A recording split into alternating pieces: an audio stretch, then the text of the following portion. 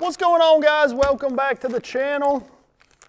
Appreciate you guys tuning into this video. Today we're going to talk about one of the hottest techniques here recently, and that would be the Damiki rig or hover strolling or something like that. More specifically, we're going to talk about my go-to bait for that rig, and that's this right here. This is the Yamamoto Scope Shad. So this is a pretty new bait. I think it released officially at ICAST in 2023. Came available to the public around October of 2023. And I've had my hands on these for probably 6 months now, and I've tried it every way possible.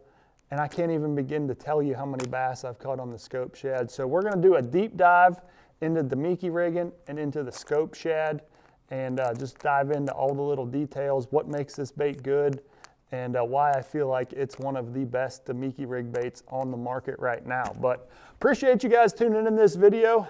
Thank you again for supporting the channel and always watching all the videos. I appreciate all you guys. If you guys are new to the channel, do me a favor, hit that subscribe button. We're pumping out 3 videos a week right now, and just trying to help you guys catch more fish. So that's the goal of my channel, is forget all the drama and get out there and just catch some more bass. And I want to help you guys do that with my channel. So appreciate you guys, but let's jump in and talk all about the Scope Shad.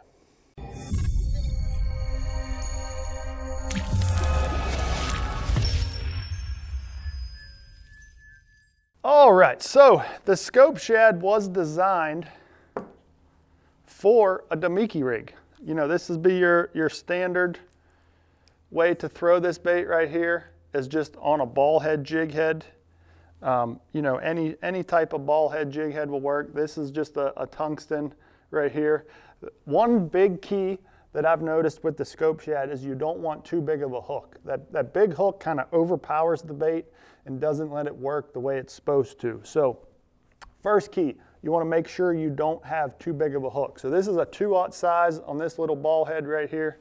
Second most important thing is whenever you're throwing this bait on a Damiki rig or hover strolling, whatever you want to call it, you want to make sure you tie a loop knot. See that right there? It allows that bait to move and not be tied tight. So whenever you tie a clinch knot on that jig head, wherever that knot is tied on that eye of the hook is how that bait's going to sit in the water. But that loop knot allows this bait to be very free and natural when it's down in the water column. So however you're working this bait, whenever it's down there, your line tie is not going to hinder that action at all. And that's very important in the entire setup of this bait. So let's pull a new one out of the package, and hopefully you guys will be able to see this on the video. If not, you're just gonna have to pick up a pack and check it out yourself. But when you look at this bait, hopefully you can see that it's almost shaped like a bass boat hull. So you got a flat surface on the top, and then it's kind of a keeled belly. So it's almost like a triangle with a flat surface on the top, and it comes down to a point. It's not necessarily a sharp point, it's more of a rounded point on the bottom. And that's very key because, one, that makes sure that bait swims straight every single time. But the most important part about it is whenever you rig it up with this system right here on a ball head, and that bait is swimming down there, and if you're shaking your rod tip, what that's doing is letting this bait roll. And if you've ever looked at a bait fish swim in the water, he shimmies a little bit and rolls, and that's exactly what this bait does because of that keeled design. You know, if it was the other way, this bait would just swim very straight because there's no resistance, or there's too much resistance for that bait to roll. But whenever you have a keeled bottom, it gives it room that it can roll and shimmy like that. And that is very key in looking natural and helping those fish eat the Scope Shad. The other cool thing that it does is it allows it to swim straight. So whenever you have this rigged on a ball head like this bait is gonna fall straight. It's not gonna wanna twirl on the way down. If it is twirling, you don't have it rigged straight. So whenever you have this bait rigged perfectly straight on a ball head jig head, it should fall straight. It should be no twirling. You want this bait to fall straight, and that gets down there super quick. It looks natural as it's falling fast, but more importantly, it's all about that fast fall rate, getting down to wherever those fish are if you're targeting them on forward-facing sonar. So that keeled belly is the most important thing. The other thing not many people really think about is the tail design. So that tail is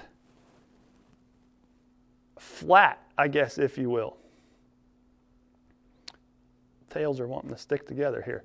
So it's not in line with the bait this way, it's in line with the bait this way, if that makes any sense. So it's not like this, it's like this. So whenever you're dangling this bait over top of a fish and he's looking up, he can see that tail separation, and it kind of triggers him that it's a dying shad.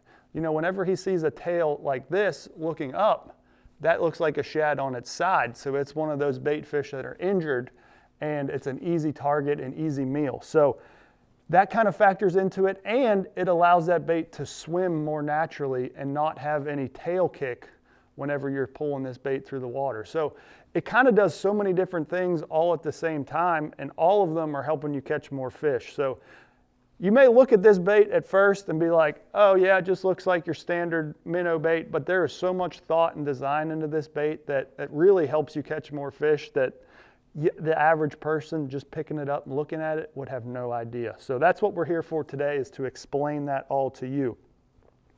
Of course, the Scope Shad comes in all your different fish catching colors, but you know, being heavily involved with Yamamoto and Fish USA, we came up with this guy right here, and this is Becker's grape juice. So this is my signature color, available only at Fish USA. So if you're interested in this color, check the description down below for a direct link to Fish USA. But I designed this color right here for those fish that are feeding on alewives. So all your highland reservoirs, you know, all the lakes that the fish are feeding on alewives, they absolutely love this color right here. So it's a natural shad top with a kind of a purple, hazy looking belly. And those alewives have a lot of purple in them when they're in the water.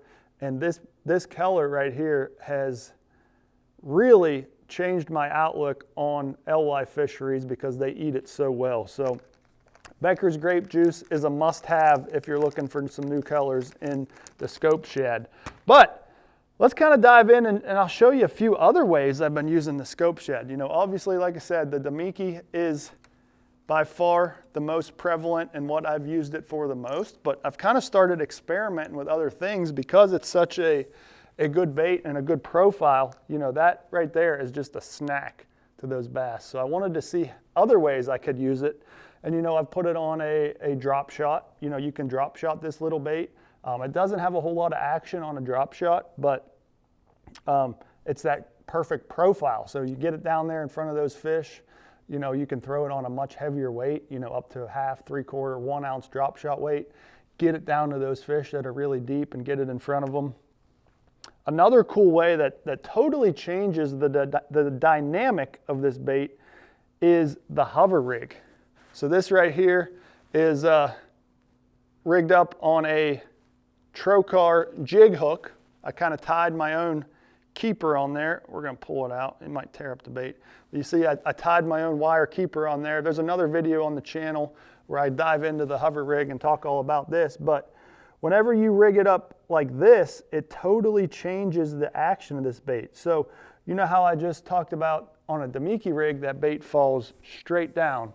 Well, on the hover rig, that's when you get this twirling action, and it's a much lighter presentation because you're only adding a small nail weight into there. So it's going to be a more of a dying shad presentation. You know, if there's fish schooling and they're busting on a bunch of shad and you want to just look like one of those shad that's dying, you can throw the hover rig just like this and kind of sink it down into those busting fish and schooling fish, stuff like that. It's just a totally different presentation, and it's one that will put a lot of fish in your boat. This is probably the second most caught fish for me on the Scope Shad would be the hover rig right there. Next up, you can take it And it's a great alternative if you're looking for a no action underspin trailer. So you can take this Scope Shad and add it right on to your underspin. This one right here is the MBeckerFishing underspin. It's one of my favorites for sure. But you can add him on there and it gives it that same little profile. And you see that tail's dancing, but it's not going to have a lot of tail kick or anything. So it's just a perfect little snack and a nice little finesse underspin approach. You know, typically I would put a swim bait or something on there, but this right here with just that little forked tail, that's all the action that bait's going to have, and it just gives it a nice little profile on an underspin. So that is one other way to rig it up. Next up, you know, I've kind of been experimenting with it on a spinnerbait. You know, I don't like a whole lot of action on my spinnerbait trailers. So this is one thing, it adds a little bit of a bulk to it and it gives it that little forked tail at the back, and it's been a perfect spinnerbait trailer. You know, this is kind of a unique situation where, one, I'm going to be throwing a spinnerbait, but I always like to add a little bit of trailer on there. Typically I've added just, you know, a little soft plastic jerk bait or something like that. But the Scope Shad, well, this spinnerbait kind of already has a trailer built in, so you can't get the full picture here. But that Scope Shad on the back of there gives it that same just bait fish profile. It adds a little bit of bulk to it, so it you know, just gives it a bigger profile whenever it's swimming through there. But again, that little forked tail at the back, perfect on your little spinnerbaits. Also works great on a chatterbait if you're looking for an alternative to the Zako. You know, the Zako has a little bit of action. You know, that tail's back there kicking. So if you're wanting to dull that out, maybe the water's really cold and you want your chatterbait to be more true and not have a whole lot of hunting action when the water's really cold, or whatever the reason may be, try the Scope Shad on the back of a chatterbait. It does a wild difference on what the trailer does to your chatterbait. So experiment with different things. Try the Scope Shad if you're looking for a new trailer on the back of your chatterbaits. Like I said, it gives it a totally different action. But anyway, that is a deep dive into the Scope Shad. Hopefully you guys learned something. If you haven't tried these out, I'm telling you, you have to. This is the perfect size, the perfect profile for the shad that the bass absolutely love to eat. You know, some places they may feed on bigger forage, but majority of the places around the country, they're feeding on those 2 to 3 inch shad, whether they're alewives, threadfin, whatever they may be. And this bait mimics those perfectly. So many different ways you can rig it. Hopefully you guys learned something. Do me a favor, if you want to support the channel, check the links in the description down below. Head over to fishusa.com, pick up a few of the Scope Shads. Check out my exclusive color there, and let me know what you guys think. Drop it down in the comments below. Appreciate you guys watching, and we'll see you guys next time.